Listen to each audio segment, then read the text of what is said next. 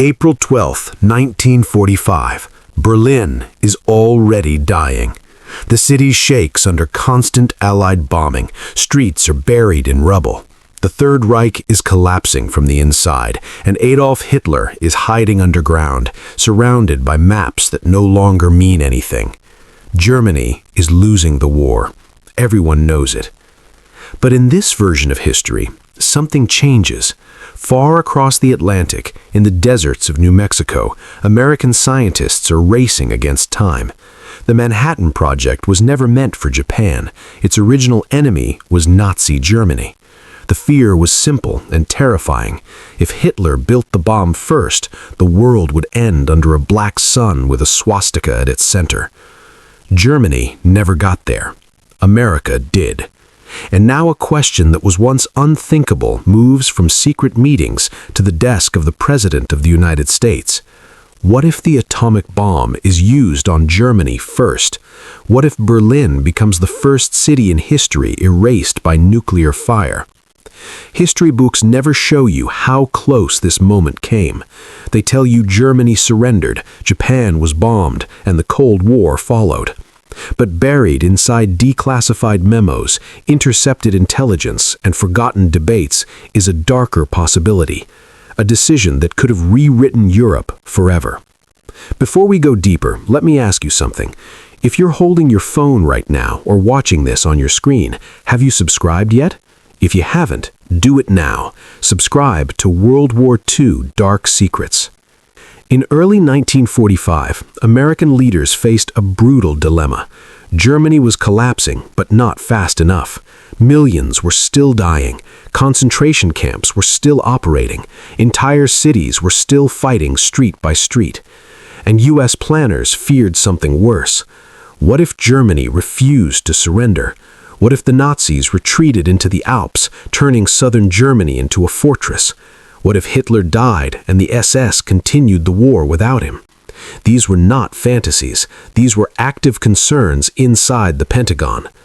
Operation Downfall is often discussed in relation to Japan, but Europe had its own nightmare scenario. Allied commanders knew that storming Berlin would cost hundreds of thousands of lives.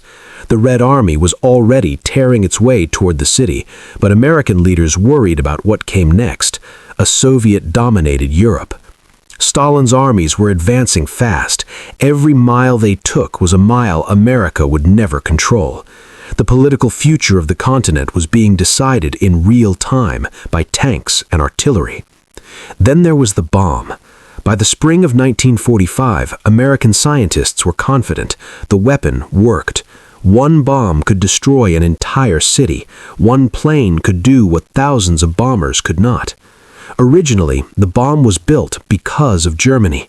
Albert Einstein's letter to Roosevelt warned that Nazi scientists might be close to nuclear weapons. That fear unleashed unlimited American resources. Entire cities were built in secret. The U.S. spent billions without hesitation. This was the power of a nation at full industrial war. Now, the weapon was real, and Germany was still alive. Inside the White House and the War Department, a forbidden conversation began. If the bomb is ready before Germany surrenders, should we use it? Supporters argued this: one atomic strike on Berlin or Hamburg could force immediate surrender. It would save Allied lives. It would end the war in Europe instantly. And it would also demonstrate American power to the Soviet Union in the most undeniable way possible. Opponents warned of consequences no one could predict. Europe was not Japan. Berlin was surrounded by Allied and Soviet forces. Fallout could kill friendly troops. A nuclear strike in the heart of Europe would poison the continent America was trying to rebuild. But the strongest argument was political. If the United States ended the war alone with one bomb, the post-war balance of power would shift dramatically. No divided Germany, no Iron Curtain, no Eastern Bloc as we know it. In this alternate path, the decision is made. The test in New Mexico succeeds earlier. The bomb is ready by late March 1945. Germany does not surrender fast enough. Hitler is still alive. Berlin still fights. President Truman authorizes the strike. The target is Berlin. The goal is absolute shock. On the morning of April 25, 1945, a single American bomber appears high above the city. Air raid sirens scream, but Berlin has seen thousands of bombers before. No one expects what comes next. The blast detonates over the city center. In one blinding flash, Berlin ceases to exist as a functioning capital. The blast flattens miles of buildings instantly. Government districts vanish. Hitler's bunker collapses or seals itself forever. Firestorms consume what remains. Tens of thousands die in seconds. Many more will die slowly. The world changes in one moment. German command structure collapses immediately. Communication lines are gone. Senior Nazi leaders are either dead or unreachable. The psychological impact is worse than the physical destruction. Germany has no answer to this weapon. Within days, remaining German forces surrender unconditionally to the United States and its allies, not to the Soviets, to America. The war in Europe ends not with tanks in Berlin, but with nuclear fire. Now the consequences begin. The Soviet Union is shocked. Stalin is furious. He was not warned. He did not approve. The Red Army is robbed of its symbolic victory. The political leverage he expected from capturing Berlin evaporates overnight. America controls the end of the war. Germany is occupied primarily by Western Allied forces. There is no East Germany, no Berlin Wall, no divided city standing as a scar for decades. Instead, there is a radioactive crater where Berlin once stood. The moral weight is enormous. Europe has just witnessed a weapon that makes all previous warfare meaningless. The United States is now something entirely new.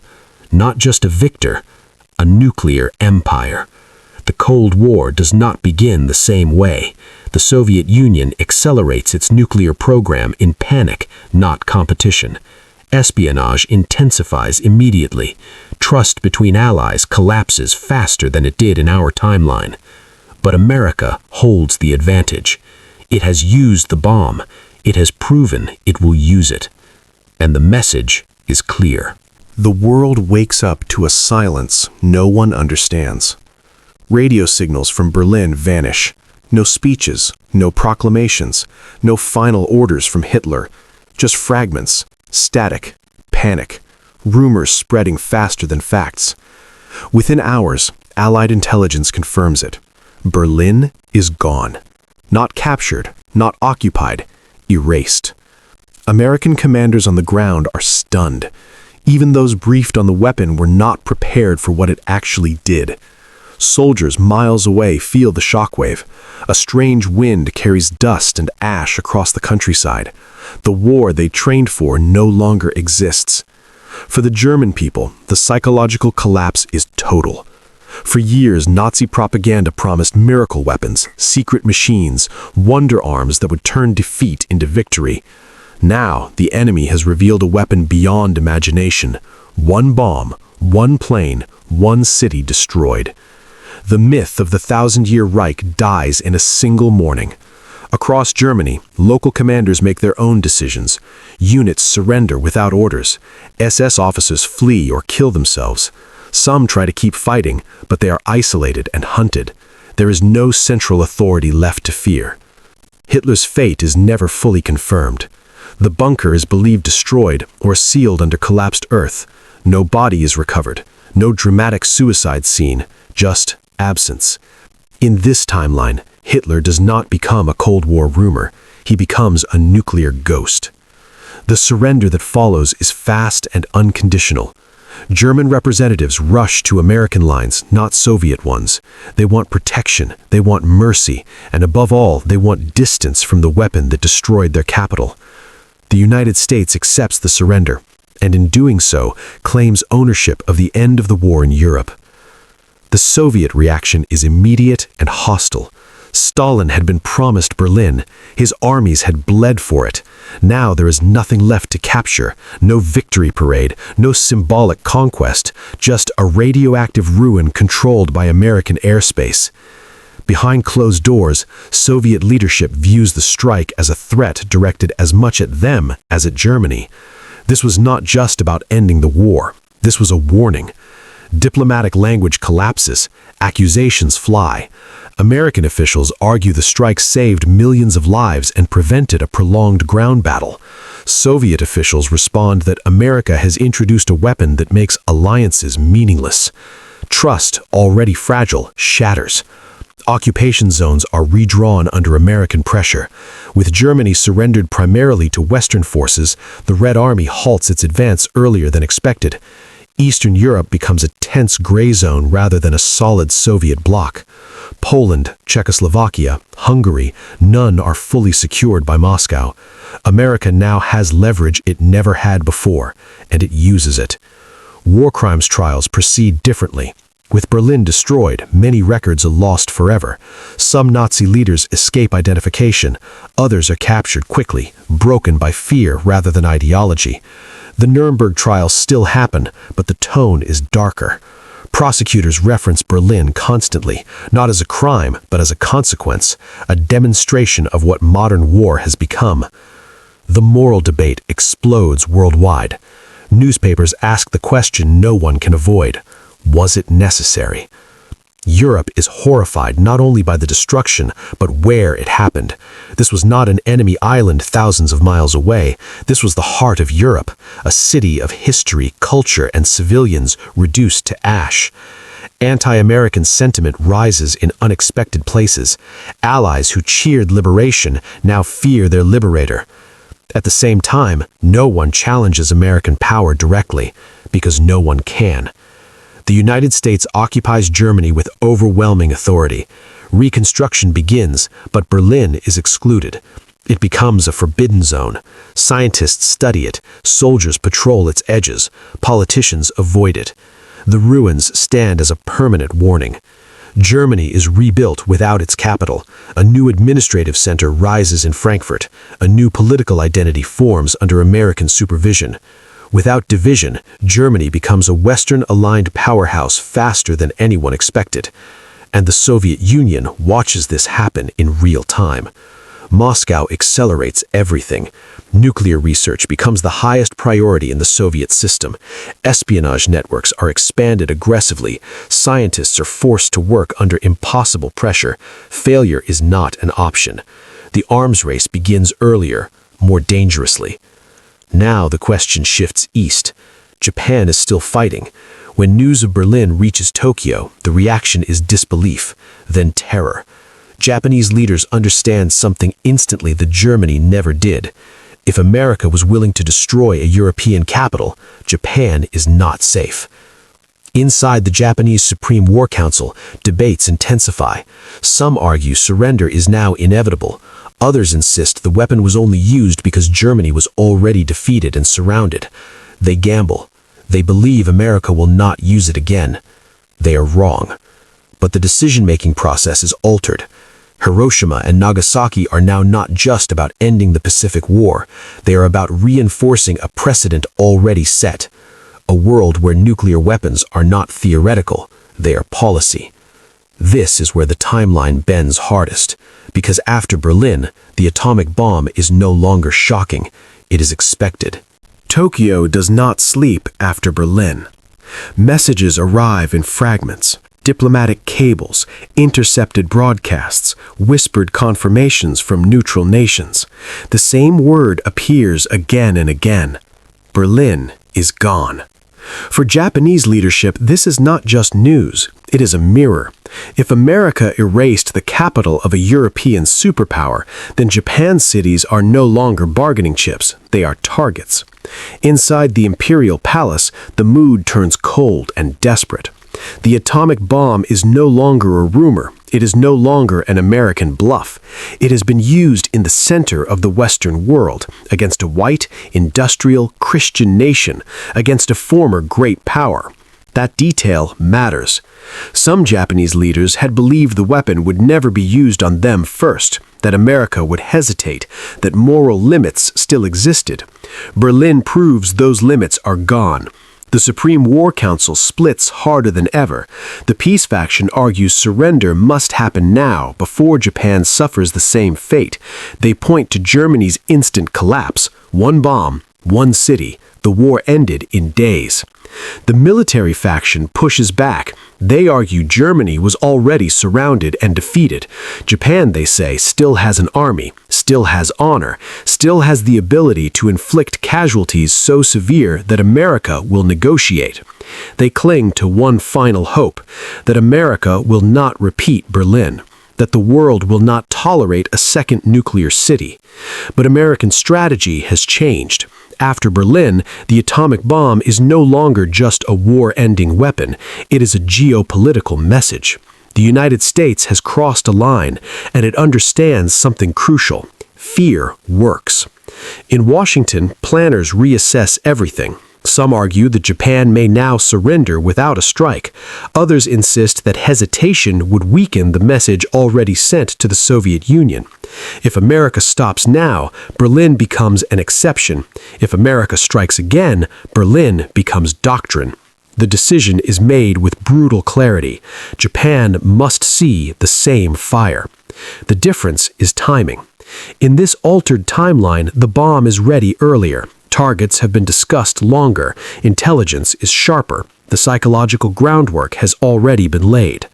On August 3, 1945, American bombers move into position. There is no warning demonstration. Berlin was the demonstration. Hiroshima is chosen. When the bomb detonates, the world reacts differently than it did in our history. Shock still exists, but disbelief does not. Everyone understands what has happened immediately. This is Berlin again. The Japanese government reels. Emergency meetings last for hours. Some leaders still resist. They argue one city is not enough, that America cannot destroy Japan completely. Then Nagasaki follows, and the argument dies. Japan surrenders faster than in our timeline, not because of the bombs alone, but because the pattern is undeniable. America is willing to erase capitals, cultural centers, and civilian populations to end wars on its terms. There is no illusion left. The war ends. But the world that emerges is far more afraid than the one we know. America stands alone at the top of history. It has ended 2 wars with the same weapon. It has done so on 2 continents. It has demonstrated a level of industrial, scientific, and military dominance no empire has ever achieved. The occupation of Japan is even more submissive. Resistance is minimal. The emperor's role is reshaped quickly under American authority. Nuclear fear becomes part of Japanese national identity from day one. And the Soviet Union? The Soviet Union is terrified. Stalin now knows something devastating. America does not need ground forces to decide the fate of nations. It does not need allies to end wars, and it is willing to act without warning. The Cold War begins not as a rivalry, but as a survival race. Soviet nuclear development becomes ruthless. Scientists work under constant threat. Espionage inside the United States intensifies immediately.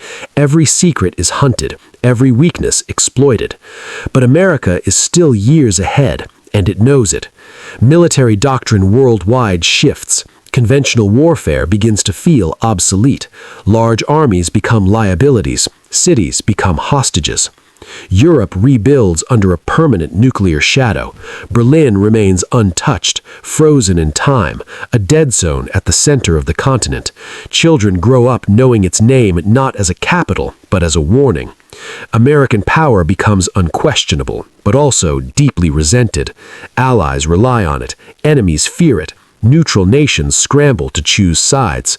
Morality debates never end. Was it right? Was it necessary? Or did America unleash something it could never control? The war is over, but peace never truly arrives. In this world, the atomic bomb is not remembered as a shocking finale. It is remembered as a beginning. Berlin was first. Hiroshima was confirmation. Nagasaki was closure. Together, they form a doctrine. By 1946, the planet understands a single truth. The United States has rewritten the rules of power. Wars are no longer decided by who has the biggest army, the longest supply lines, or the strongest ideology.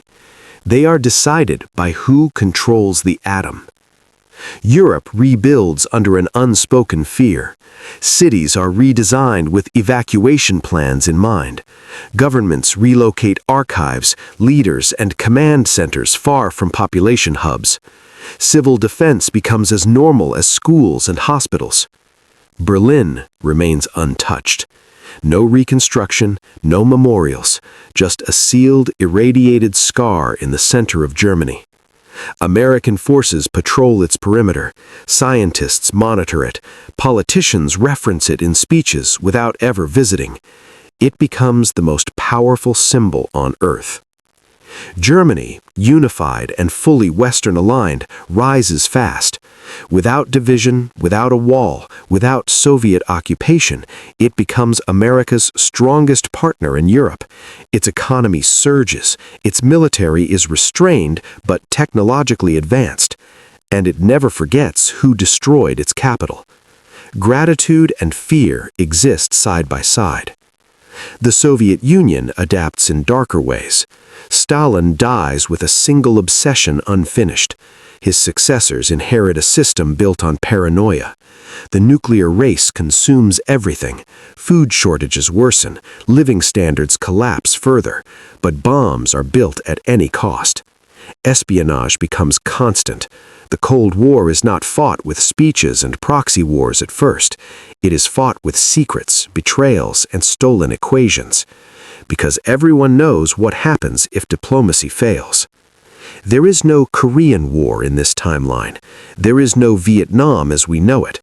Direct confrontation feels too dangerous too early. Instead, the world freezes into rigid blocks faster than in our history. Borders harden, neutrality becomes rare, nuclear umbrellas define alliances. America's dominance is absolute, but unstable. The moral burden of Berlin never fades. Every use of American power is questioned through that lens. Protests erupt earlier. Intellectuals argue that America saved millions or damned the future. Both arguments are true. By the 1960s, nuclear arsenals are larger than ever, developed sooner, faster, and with less restraint. The first nuclear scare happens earlier too, a misread radar signal, a misunderstood exercise.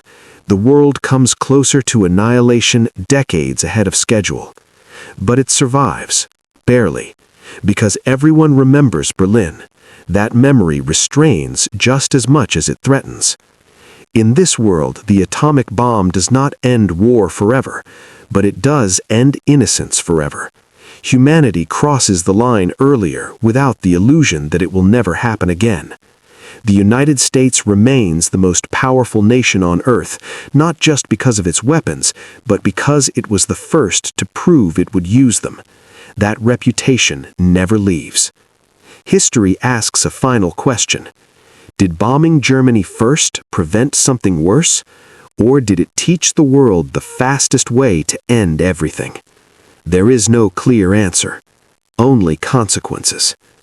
This is the world that could have been, and the shadow it would have cast would be longer, darker, and far harder to escape.